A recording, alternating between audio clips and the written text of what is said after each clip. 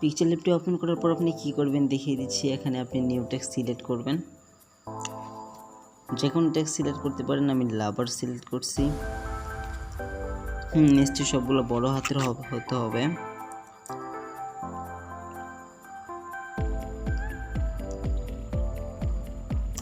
ওকে, তারপর এখানে ওকে করে দেবেন।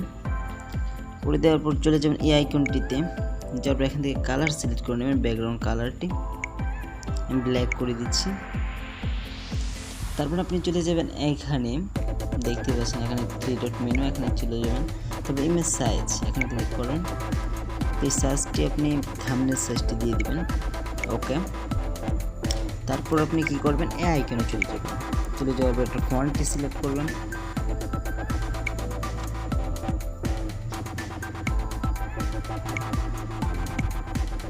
ওকে, ফন্টটি সিলেক্ট করে নেওয়ার পর এটা কিছুটা অ্যাডজাস্ট করে নেবেন।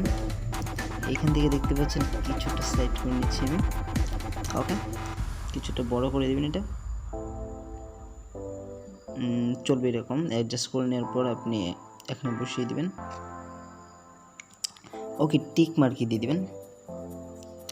দিয়ে দেওয়ার পর কিছুটা অ্যাডজাস্ট করে নিয়ে আপনি কী করবেন, এটাকে সেভ করে দেবেন। ওকে,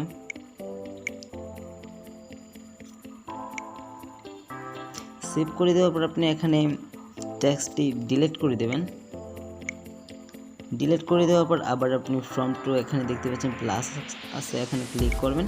তারপর ফ্রম গ্যালারি, আপনার গ্যালারি থেকে অ্যাড করা পিকচারটি আপনাকে এখানে অ্যাড করতে হবে, সেভ করা পিকচারটি। তো আমি এখান থেকে অ্যাড করতেছি।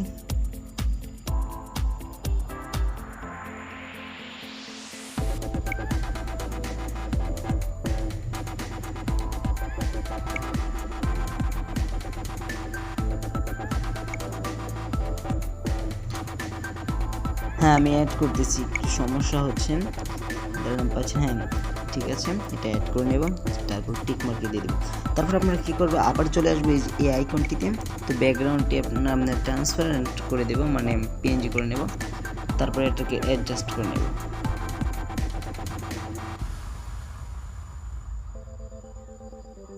এটাকে অ্যাডজাস্ট করে দেওয়ার পর আপনি কী করবেন দেখিয়ে দিচ্ছি। এখানে মাঝের অপশনটিতে চলে যাবেন। তারপর এখান থেকে দেখতে পাচ্ছেন এখানে কিছুটা ডানে চলে আসবেন। তারপর এখানে আপনি কী করেন, এটাকে পিএনজি করে দেবেন। ওকে, তারপর এটাকে আপনি কিছুটা বাড়িয়ে দিবেন, 20 দিয়ে দিবেন। 20 দিয়ে দেওয়ার পর এটা কিছুটা বাড়িয়ে দিবেন। ওকে, তারপর টিক মার্কে দিয়ে দিবেন। তারপর এখান থেকে সেভ আইকনে দিয়ে দিবেন।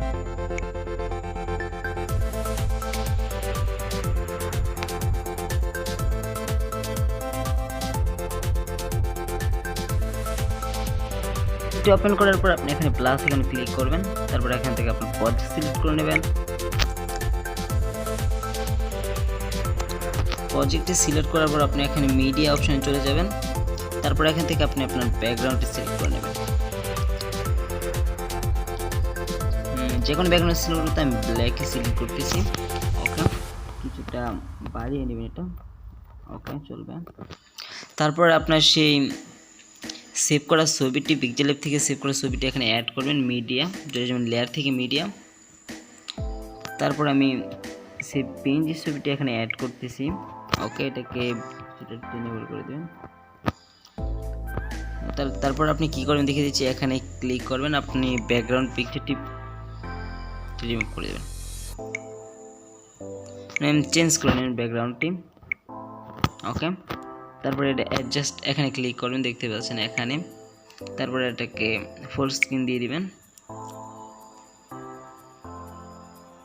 ওকে, ফুল স্ক্রিন দেওয়ার পর আপনি এটাকে আবার চেঞ্জ করে নেবেন, আবার ব্ল্যাক দিয়ে দিবেন।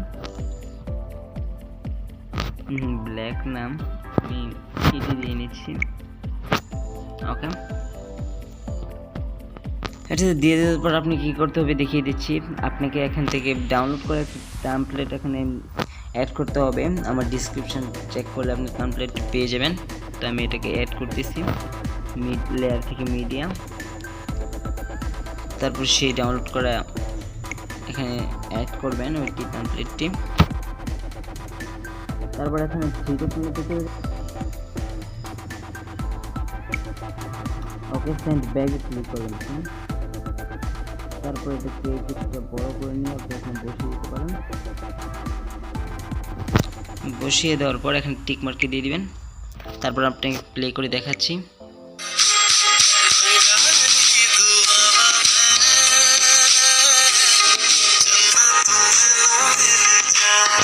কিছুটা অ্যাডজাস্ট করে নেবেন, এখান থেকে কেটে দেবেন এটা। আর একটু সুন্দর দেখানোর জন্য মানে একটু বিউটিফুল লুক দেওয়ার জন্য আপনি আবার লেয়ার মিডিয়া চলে যাবেন। তো আপনি এখানে কিছু পিকচার সিলেক্ট করতে পারেন। আমি এই পিকচারগুলো সিলেক্ট করলাম। এটা সিলেক্ট করলাম। ওকে, এটা সিলেক্ট করে নিলাম। তারপর এখানে এটা অ্যাডজাস্ট করে নেবেন। তারপর এখানে যে কোনো কিছু লিখে দিতে পারেন। ধরুন আমি টেক্সট সিলেক্ট করতেছি।